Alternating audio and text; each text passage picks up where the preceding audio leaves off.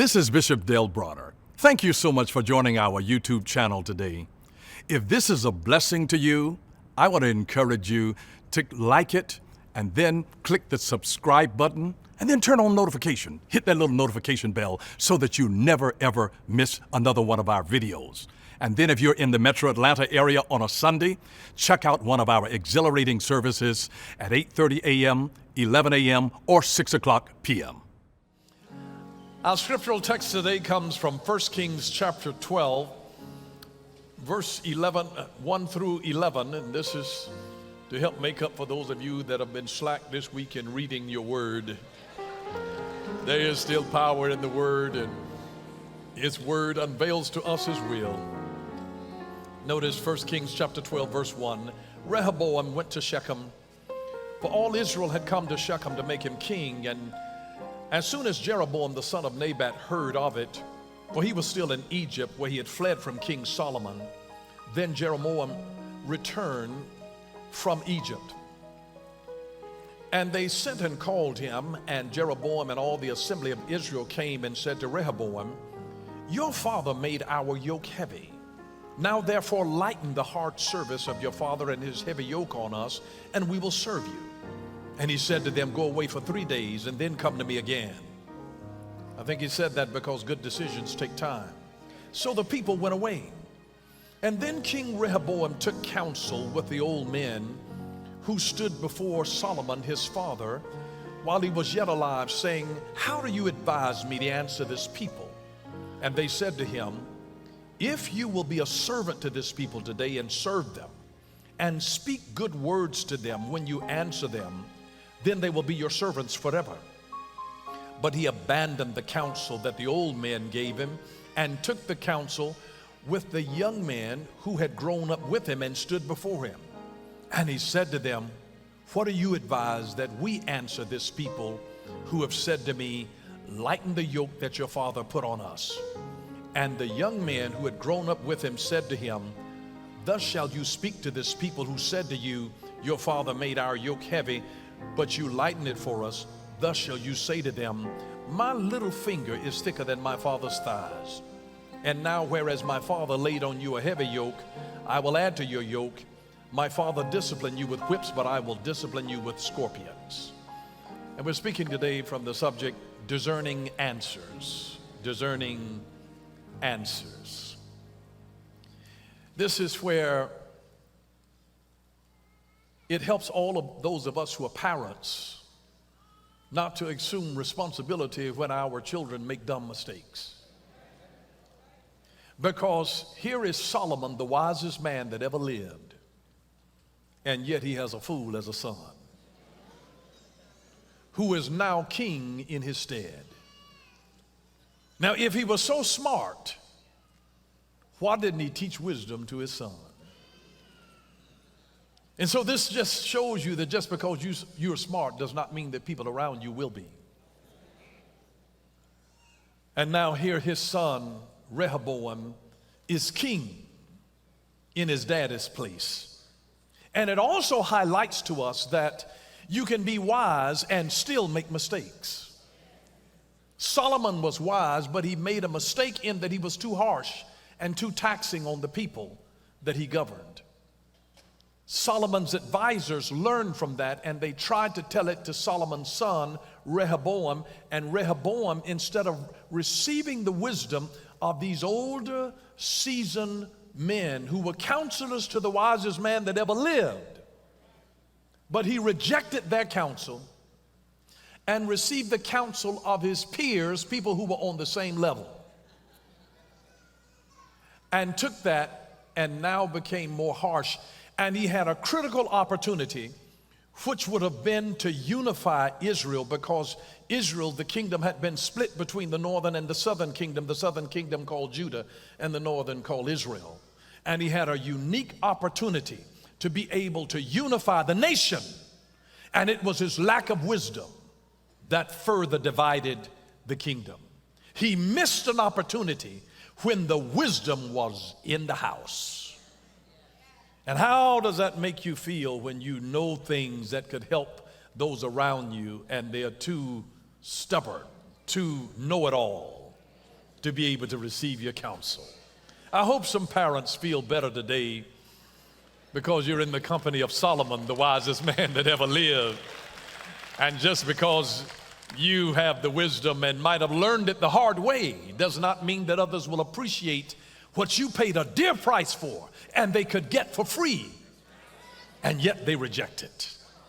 And this is where we are about discerning answers. This is a part of our discernment series because we're living in a time now where God's people have to be discerning, and the first thing that you need to discern is what time it is. Because the time lets you know what you ought to do now. You got to know what you need to do right now. Well, how do you discern God's timing? I mean, there's a time when God winked at foolishness, but now it's time now to grow up. I'm telling you, God, and let me just tell you this. Let me tell you this. If we're waiting for God to come back and judge the world, we are totally misconstrued. Judgment must first begin at the house of God. And I want to tell you as a prophet of the living God that this is a day now that God is going to bring it back, because there's been reverence that has been lost of those folks that come to the house of God.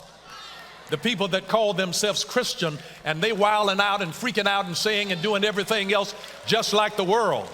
And God said there ought to be a distinction between my people and their people. And this is why when God begins to call us back before he can come and judge the world, he says, I've got to judge my own house. And this is why he said in 2 Chronicles 7:14 that if my people, not the world, if my people that are called by my name would humble themselves, and if they, my people, would seek my face and not my hand, not to bless me, Lord, not give me this, Jesus, but if my people will seek my face, no wonder we have forgotten who we are, and our identity is twisted because we've been so looking at the hand that we don't understand the identity. If you looked in his face, we are made in his image. And we've got an identity issue because we've been looking at the hand instead of the face.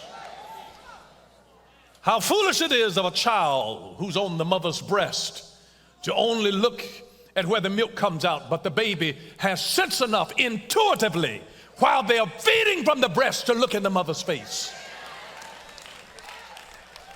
And yet we've got those that are like, Lord, bless me, bless me, bless me. And it's about money, and it's about clothes, and it's about property, and it's about this, and it's about that. And God says, it's time for my people now to grow up. It's time for my people to come back to me, that I'm sick of this. God said, I'm not even going to judge the world. I know you're talking about the world doing the thing, but God says, no. He said, it's my people. My people down at the concerts. It's my people that's wilding out. It's my people who have forgotten what holiness looks like. It's my people who don't understand what righteousness is. My God. You got to be able to discern the answers when the answer is right there. I declare to you by the power of the Spirit of the living God that when God said in the book of Amos that there would come a famine, he didn't say that there would come a famine of the word. He said that there would come a famine of hearing the word. The word is here. The word is more abundant now than we've ever had. You can go to hotels and they got a Bible in the drawer. You got a Bible app on your telephone. There's an abundance of the Bible, but there is a famine of hearing the word. I know what time it is. I'm a watchman on the wall. I didn't put myself there. I didn't run for office. I was divinely elected. I was appointed. What God appoints, God anoints. My God, I'm so glad that I'm not Democrat or Republican and independent and all of this. I'm a servant of the Most High God. I've been set and called by God to be able to declare a truth of the living God, whether people like it or whether they don't. But I'm just telling you, God says I've got to have a people so that when I bless them, that they will put the hands and say, not look at what I have done, but look what God did in me. Look what God did for me. Look, I was a mess, but God, but.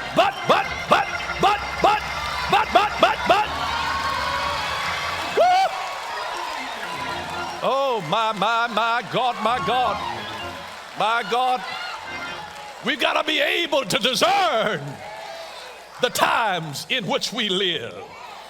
If you discern the time, you'll understand when the answer that fits the time.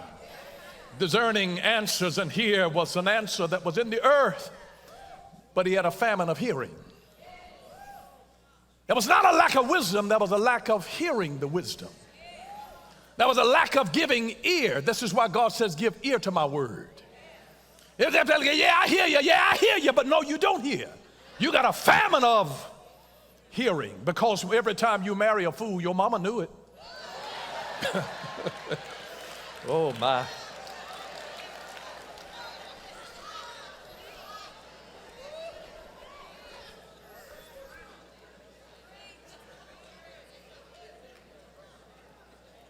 Unless you have good answers or good questions, you don't get good answers.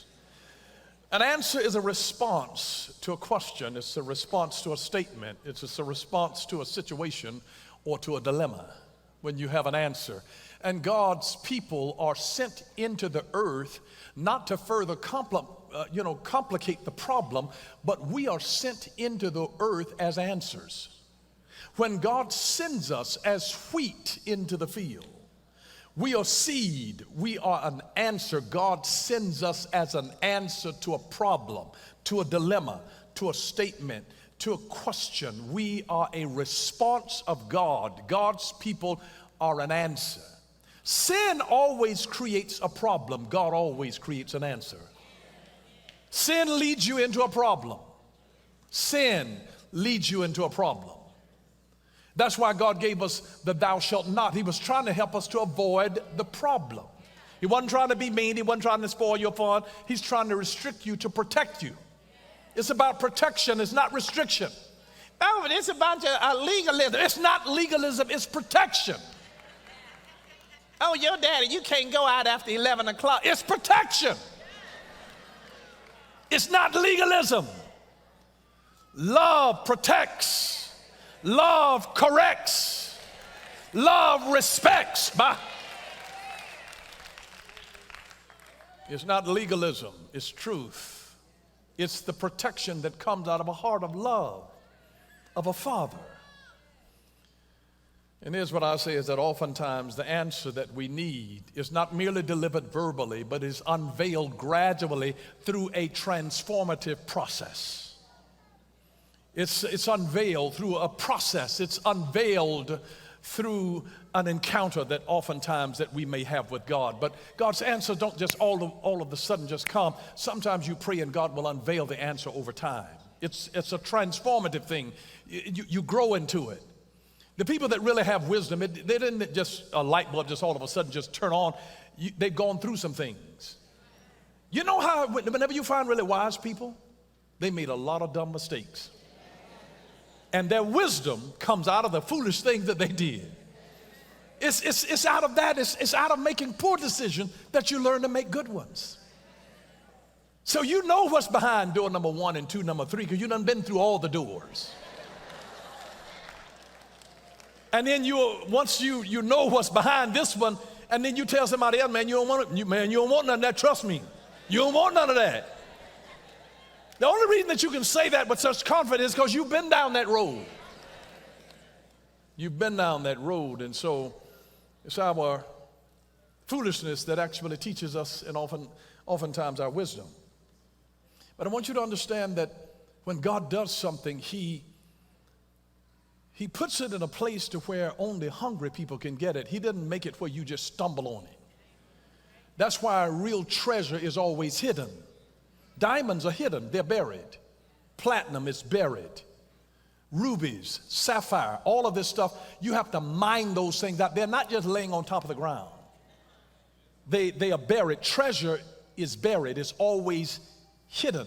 And notice what Proverbs chapter 25 and verse 2 says.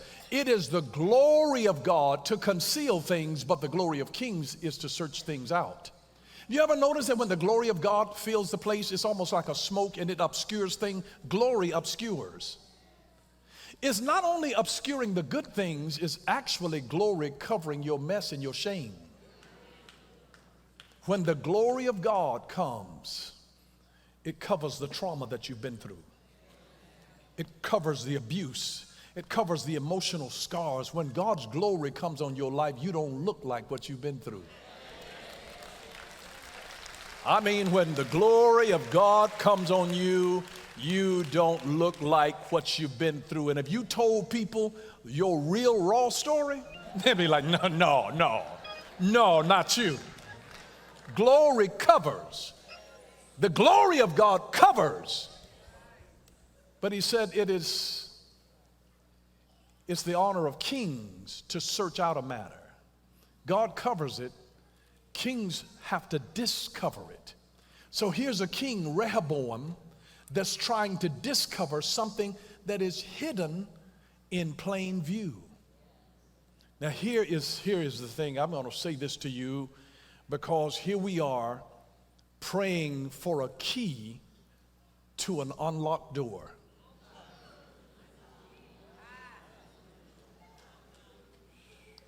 And what sense does that make to God where God says, I have set before you an open door? And we are saying, Lord, give me the key. Lord, give me, Lord, you just give me the key. We're asking for a key to an unlocked door. God just says, just trust me. And sometimes, as you know, when you get ready to go to the grocery store and you as you walk toward the door and you hit the little walking pad, the door automatically opens. They have a sensor that can sense your presence. It's a motion detector. And doors only open for people who are on the move.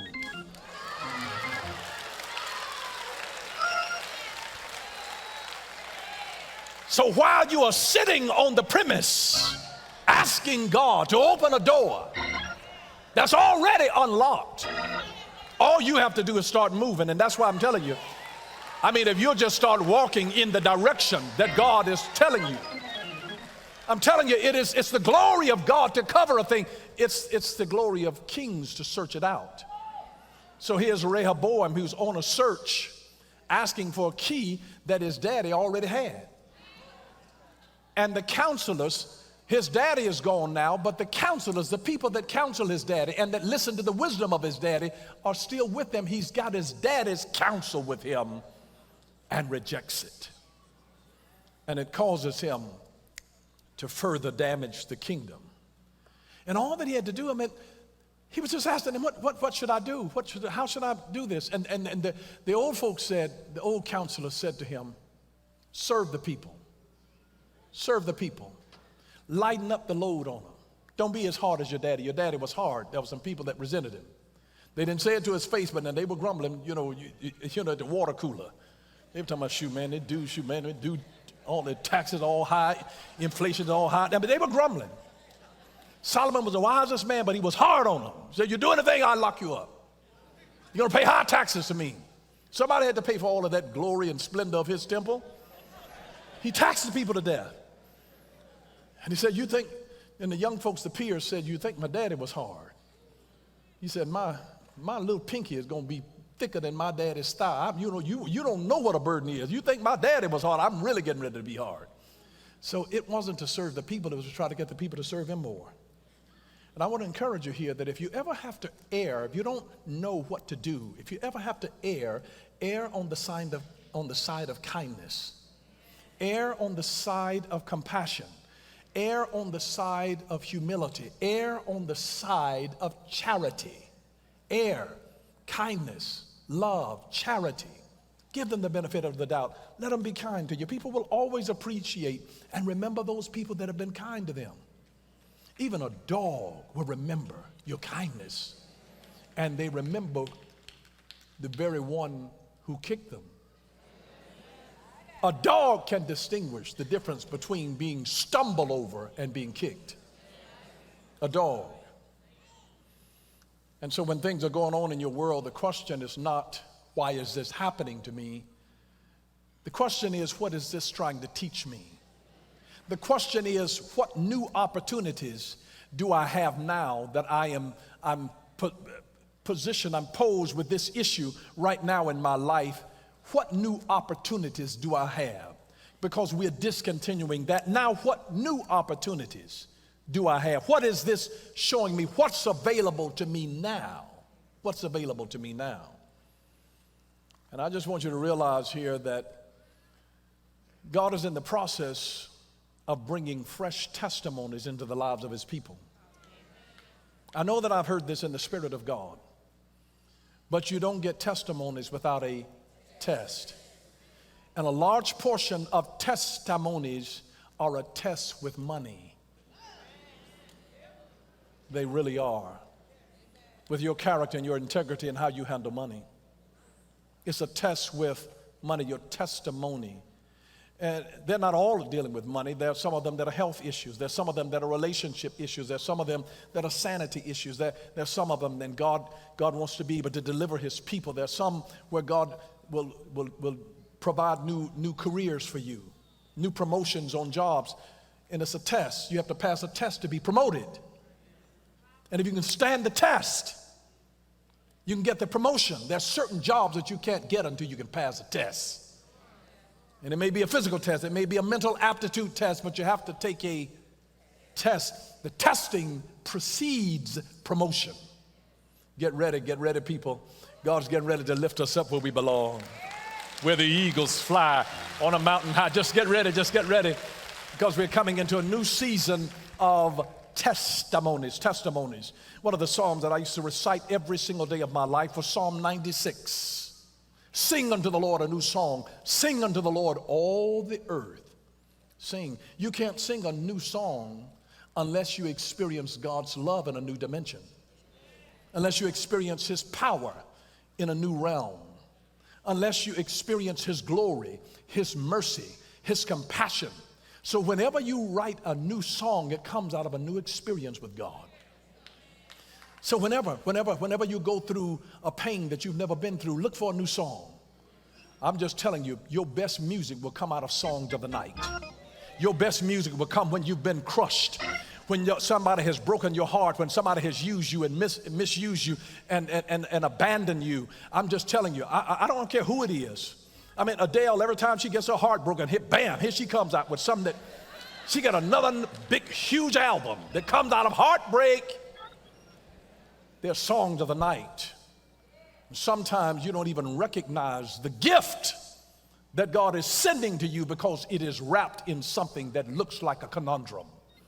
It's wrapped in a problem. It is wrapped in trouble. It is wrapped in trauma. But if you ever stop asking, why is this happening to me? And start asking, Lord, what do you have in this for me? There may be a book in this. There may be a song in this. There may be an album in this. Because every new experience brings you to another manifestation of the glory of God that you've never seen before. And I'm just telling you, while you were trying to stay comfortably in this box, God was saying, I was trying to stretch you. I don't know whether you've ever been in a situation where everything was just going really fine, and all of a sudden God came in and disrupted your good thing that was going on. It wasn't to subtract you. It wasn't to take away from you. It was to add to you and to multiply you. When the devil comes, he comes to divide and subtract. When God comes, he comes to add and multiply. And you have to recognize this as a blessing. And until he put a block on this avenue, did you find a divergent way of where there was something that was bigger and better down this lane than what you had over here. And had he kept you comfortable over here, you never would have discovered the finer waters that are over here, the greener grass that is over here. He's sending you on a journey. And so he has to let this thing dry up so he can show you another way of his feeding you on another level. After he led the prophet there to be fed by the ravens, and they would bring bread and water in the morning, he's drinking bread and meat, and he was bringing it every day. Then after a while, the brook dried up. But then when that happened, God says, now I'm not getting birds to feed you. I have commanded a widow woman to sustain you. And while he was eating breadcrumbs, now this woman bakes him a cake. He gets a cake. He goes from crumbs to a cake. And I'm just telling you, but one thing dried up over here. And stop saying, Lord, why did you dry the thing up? I know you told me to come here. It was for a season. But you're in another level of life now. And God says, I'm not trying to get you to live off of breadcrumbs any longer. I've got something better, but you got to trust me in this hour. You got to trust me. There's a test that you got to pass because I've got something on another level, and I want to make sure that you will still honor me. I've got to bless you in a different way, and I've got a problem here, and I'm getting ready to dry something up, but I'm getting ready to release something on a whole nother level in your life. And I'm just here to tell you, people of God, that he's calling us. He is calling us. He is calling us. And the question is this: can you stand to be blessed? I hope you understand that, because it's ambivalent. Can you stand after having done all? Stand anyhow. Stand therefore. You know, with your helmet of salvation, the breastplate of righteousness, your loins girt about with truth, your feet shod with the preparation of the gospel of peace, taking the shield of faith and the sword of the Spirit, which is the word of God. Stand. Can you stand to be blessed? Can you stand? Can you stand? I'm just telling you, he's got something for you. And he's not looking for the world, he's looking for my people. This is the best way that I can help you to understand the heart of God. The world is out of order. We all know that. Anybody with common sense can see that. They're twisted up about simple things. But before we can straighten the world out, you better straighten your own children out. I don't care what little Johnny's mama lets him do. She can let him walk around with a dress on and earrings if she wants to and lipstick it. But come here, baby, come here. Go in there to your daddy. Not in my house. He's just saying, listen, straighten your own house out first. He said, I'm not even going to come deal with the world till you get your own children under control. Get your own children under control. It took everything on the inside of me yesterday, sitting on the plane coming back home to Atlanta, because I watched a little child 2 years old, a few rows behind me, telling his grandmama she was too old to be his mama.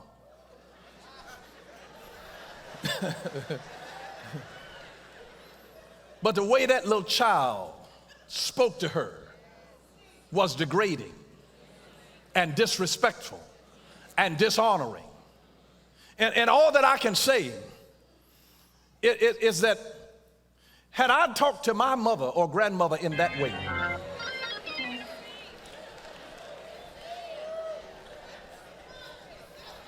they believed in tan and hides. And they would make you go out there and pick a switch, and if it wasn't big enough, they'd make you go out there and get your own murder weapon.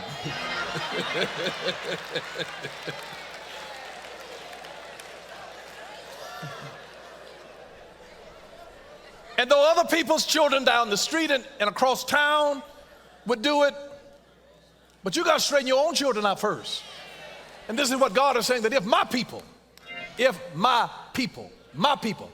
church folks, if the people who name themselves among Jesus Christ, that they are Christ followers, if they've been born again, if my people, he said, I'm not even dealing with the world right now. Before I can correct them, I got to show them the standard, that this is what holiness looks like.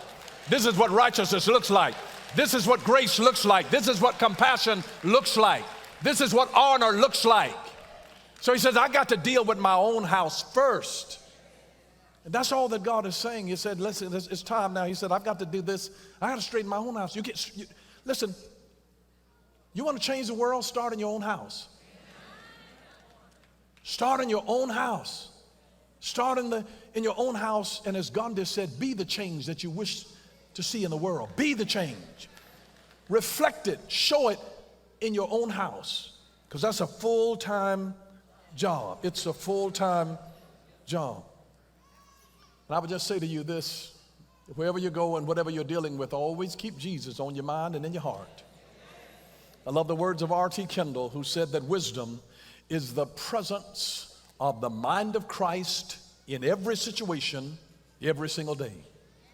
It is the presence of the mind of Christ in every situation, every single day. It's asking yourself, what would Jesus do? It is the presence of the mind of Christ in every situation, every single day. And here Rehoboam was the king and becoming abusive of his authority. Absolute control corrupts absolutely. And here is King Rehoboam, the son of the wisest man that ever lived, who didn't have sense enough to be kind and compassionate to the people that he was called to lead and to serve. He was called to lead them and to serve them, and he chose to be cruel to them in a way that was even worse than what his father had done. My friend Miles Monroe says that whatever you mismanage, you lose. Whatever you mismanage, you lose. We'd be teaching together, and he would say, whatever you mismanage, you lose. If you mismanage your time, you'll wonder where the years went. If you mismanage your marriage, you'll lose it. If you mismanage your children, you'll lose it. If you mismanage your money, you will lose it. If you mismanage your health, you will lose it. Whatever you mismanage, you will lose. If you mismanage your influence, your leadership, you will lose it. And he had wise counsel, and he rejected the wise counsel, and he mismanaged his authority. Whatever God has given you, that's why we need the wisdom of God, his discernment, to know how to use the power, the authority, the grace, the gift that God has given to us without becoming abusive. It's there for a purpose. It is there for a purpose. And now he listened to the young folks there with his peers and, man, you tell them, hey. And there were a couple of things, if you read the text carefully. The first time that he asked, when Rehoboam, the king, asked his daddy's counselors, he phrased the question this way. He says, I need you guys to tell me what I should do. He was the king. It was his ultimate responsibility. It wasn't a committee. He says, how do you advise me that I should answer the people? But when he went to his peers, he phrased it this way: how shall we answer? You the king, dude. There's no we here. Because if it goes well, you get the credit, and if it goes poorly, you get the blame. You are the king. You're supreme in authority.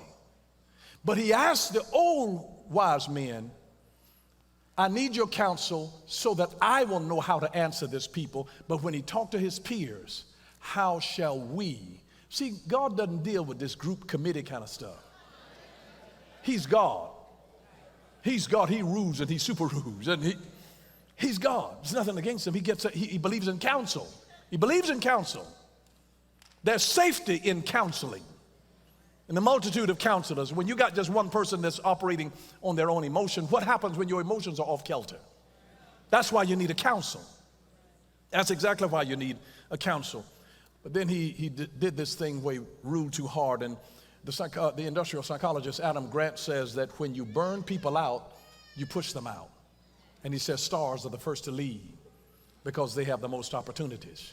Whenever you burn people out, whenever you're too hard on people, you push them out. If a parent is too hard on a child, and it's a gifted child, it's a smart child, I'm telling you, they'll run away from home. They will leave. Stars are the first to leave because they have the most opportunities. When you burn people out, you push them out. You have to know how to wield your authority in such a way that you don't burn out good people and run people away and hurt people and wound people that actually have incredible capacity. You see, young people are always looking right where things are. They look right here. But old people are not just looking here. They're looking what happened before this and even anticipating what are the possibilities that can come out of this. That if you invite this person, what might happen now? So they're not just asking about now. They're asking about what happened before now. It's like a young person to say, look at this fence here. I don't like this fence. It's an eyesore. And they pull the fence down. Whereas an old person says, hey, there's a fence here. Something is dangerous on the other side of this. They're trying to keep, a fence is a border. This is to keep something safe. Maybe there's some snakes over there. Maybe there's some bad dogs over there. Maybe there's something that's incredibly vicious over there. So there's a reason, and so they're asking, before I attempt to try to take this fence down, I need to understand why it was put up. If God ever says, thou shalt not, you better figure out why he said it. I'm telling you, he wasn't trying to spoil your fun. He was trying to protect you.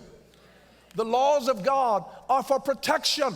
You protect what you love. Love protects. Love protects. Love protects. When you have a mother that loves her children, she protects them.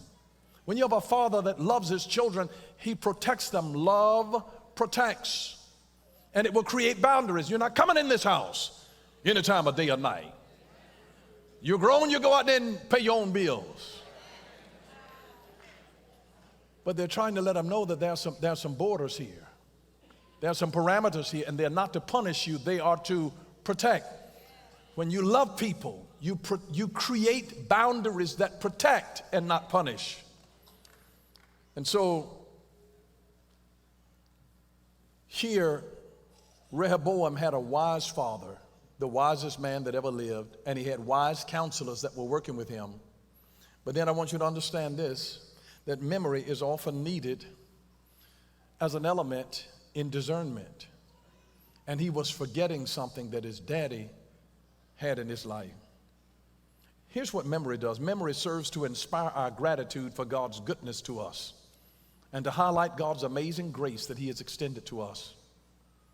Memory serves to capacitate us to have a better future based on wisdom from blessings and lessons of the past.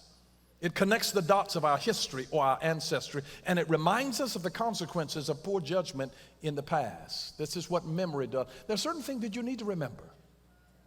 That's why you need to remember your ancestors. It connects your history. I mean, if you had a great granddaddy that was an alcoholic, you need to know that and remember that, because you could become an alcoholic from the first drink. So it'll help you moving forward. But also, you might go back into your history and you might discover that, hey, there was somebody here that was a college president. There was somebody here that was a professor.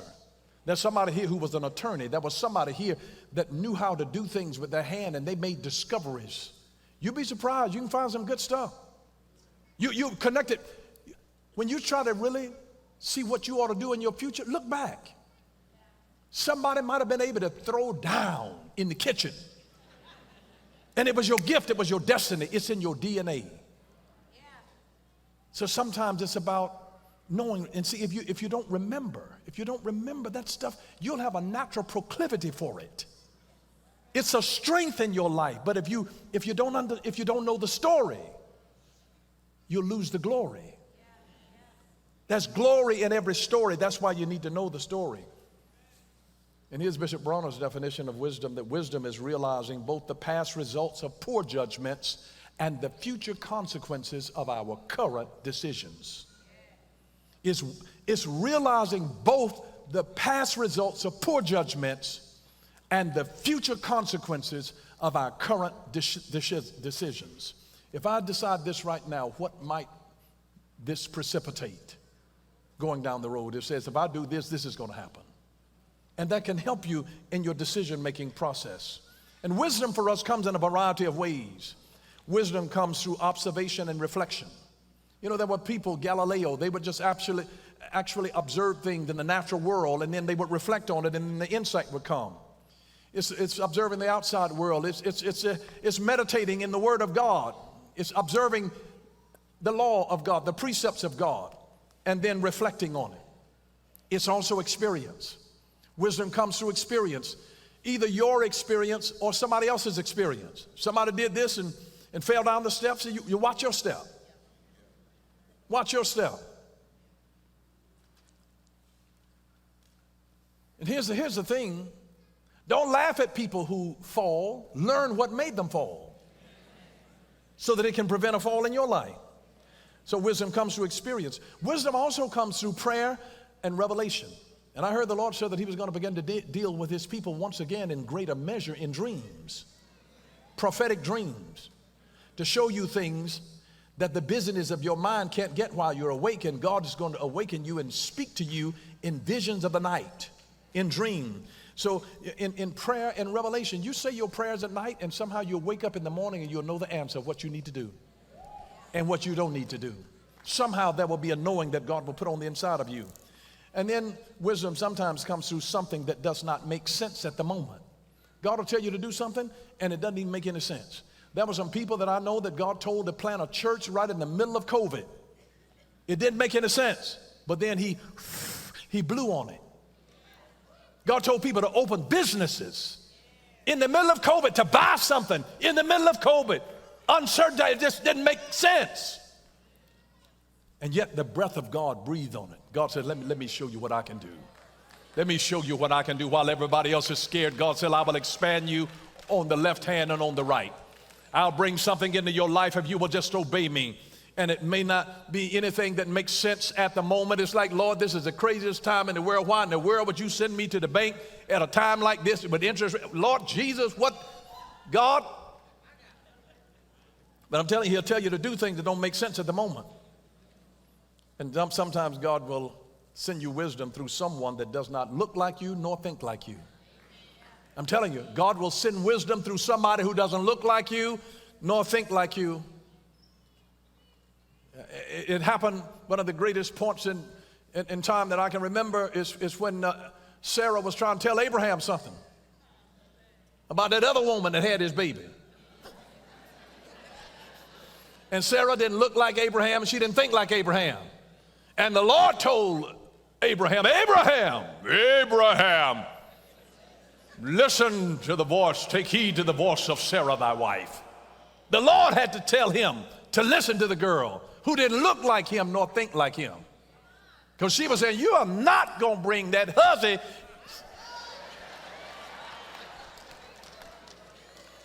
And the Lord validated homegirl.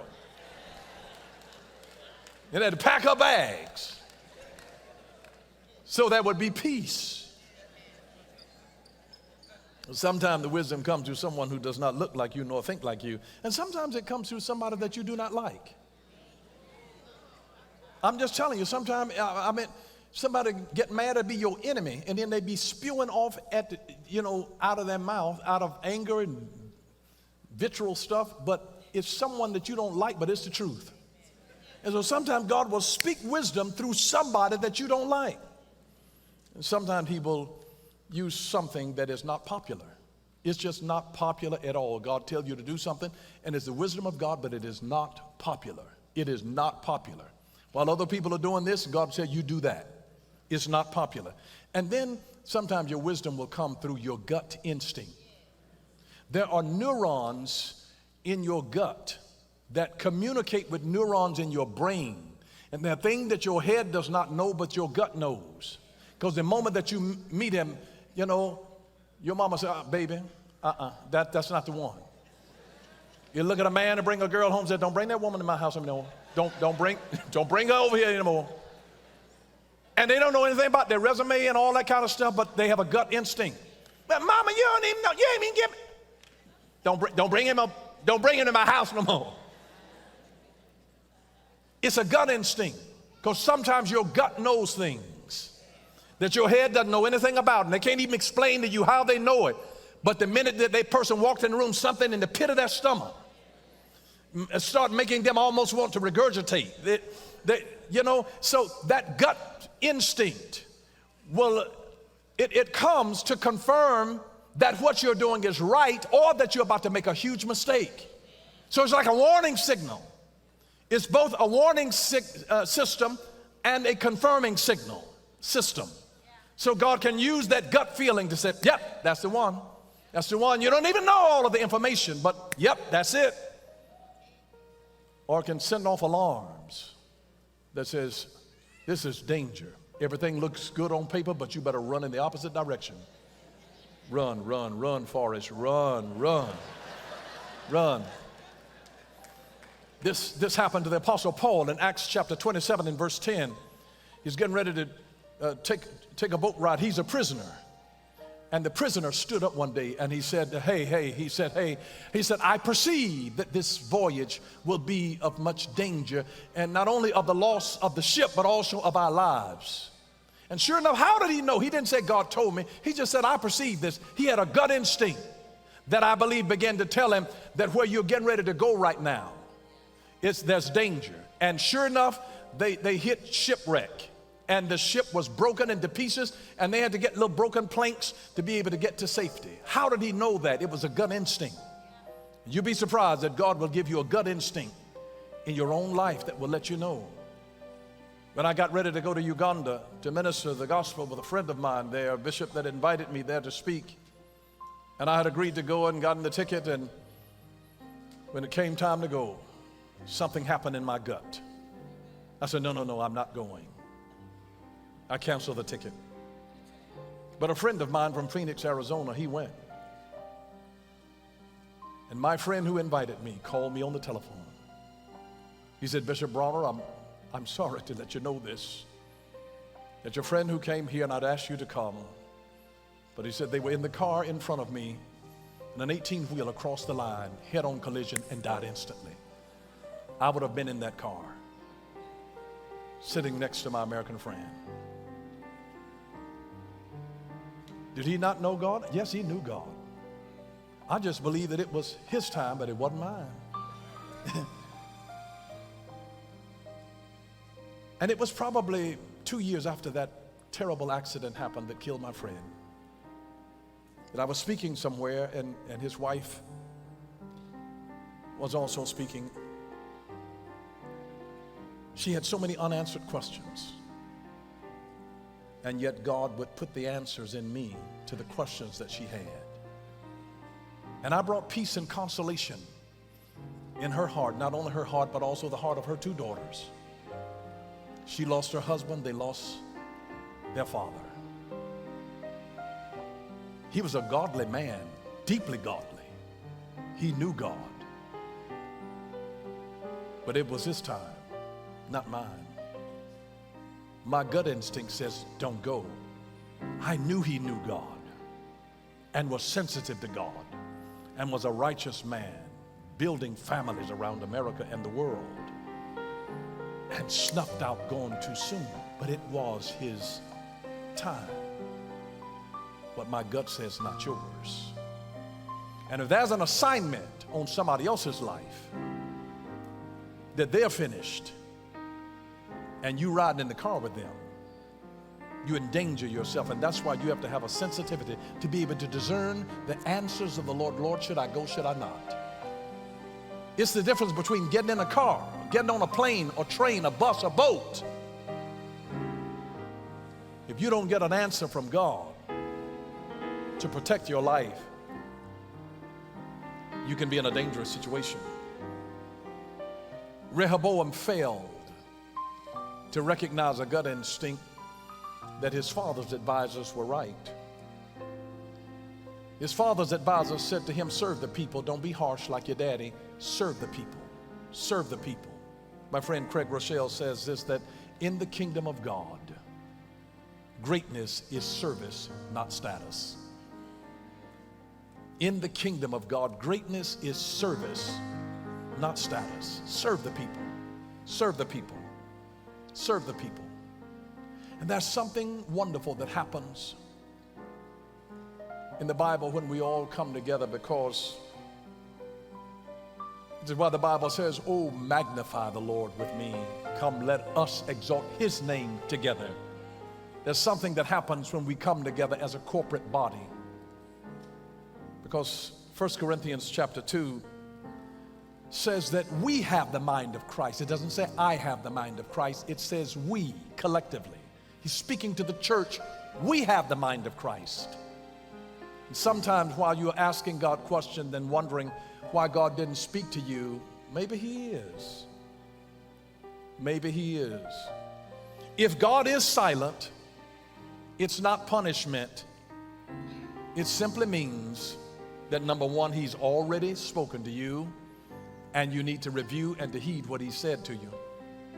Or number two, he's trying to connect you to the right people who will add the perspective of the missing piece. We have the mind of Christ, not I have it. It's we. And sometimes the missing piece that you need might be in your grandmother. It might be in your grandfather. It could be in your mother, your father, an uncle, an aunt. We have the mind of Christ. He's trying to connect you with the right people who will add the perspective of the missing piece. You may think that you know it all, that you have it all, but we have the mind of Christ. And they become our counselors, our advisors. And are you going to listen to the tested and the proven, the tried, that will lead you down the road of charity, the most charitable response? Or will you get the mean-spirited response that puffs up ego and that tries to control people and manipulate them and to hurt them?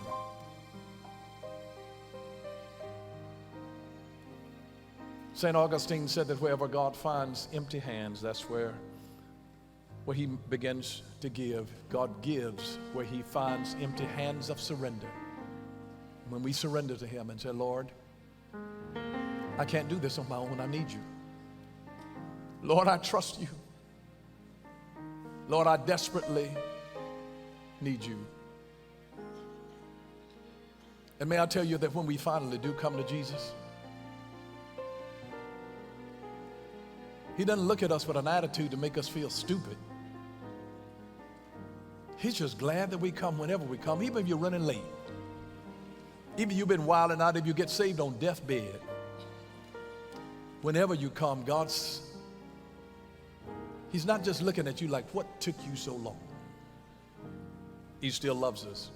Here's what S. Miller said, is that one way God's love is not like our own is that he does not roll his eyes at the long-delayed repentant heart.